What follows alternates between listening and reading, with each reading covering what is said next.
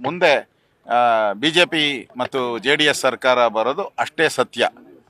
ಕುಮಾರಣ್ಣವರು ಯಾವ ದೃಷ್ಟಿಯಲ್ಲಿ ಹೇಳಿದಾರೋ ನನಗೆ ಗೊತ್ತಿಲ್ಲ. ಆದರೆ BJPಯವರು ಯಾರು JDSಗೆ ವಿರೋಧವ ಇಲ್ಲ. ನಾನು ಇಲ್ಲಿ ಕೆಲವರು ಅಪಪ್ರಚಾರ ಮಾಡ್ತಾರೆ, ಅವ್ರ ಲೆಕ್ಕಕ್ಕಿಲ್ಲ ಅನ್ನೋ ಅರ್ಥದಲ್ಲಿ ಮಾತಾಡೋರು ಸರ್. ಎಲ್ಲವೂ ಡಿಸೈಡ್ ಆಗೋದಲ್ಲೇ ನಾನು ಎಷ್ಟು ಬೇಕು ಸೀಟ್ ತರ್ತೇನೆ ಅಂತ ಹೇಳಿದ್ದಾರೆ. ಇಲ್ಲ, ಈಗ ಕುಮಾರಸ್ವಾಮಿಯವರು ಕೂಡ ನಮ್ಮ ಹೊಂದಾಣಿಕೆ ಪಕ್ಷದ ನಾಯಕರು. ಆ ದೃಷ್ಟಿಯಿಂದ ನಾವು ಅವ್ರಿಗೆ ಗೌರವವನ್ನು ಕೊಡ್ತೀರಿ, ಅವರು ನಮ್ಗೆ ಗೌರವ ಕೊಡ್ತಾರೆ. ಪ್ರತಿಯೊಂದು ವಿಚಾರದಲ್ಲಿ ನನಗೆ ಫೋನ್ ಮಾಡ್ತಾರೆ, ಸಲಹೆಗಳನ್ನು ಕೊಡ್ತಾರೆ. ಬ್ರದರ್ ನಾವು ಹಿಂಗೆ ಮಾಡಬೇಕು ಹಂಗೆ ಮಾಡಬೇಕು ಅಂತಾರೆ. ಆದ್ದರಿಂದ ಅವ್ರ ಮಧ್ಯೆ ಯಾವುದೇ ರೀತಿ ಇದಿಲ್ಲ. ಯಾರೋ ಕೆಲವರು ಲೋಕಲಲ್ಲಿ ಯಾರನ್ನ ಒಂದೆರಡು ಜನ ಮಾತಾಡಿದರೆ ಅವ್ರು ಕರೆದು ಬುದ್ಧಿವಾದ ಹೇಳ್ತೀರಿ. ಆ ಥರದ್ದು ಏನೂ ಇಲ್ಲ. ನಾವು ಆಲು ಜನ ಅಂತ ಇದ್ದೀರಿ.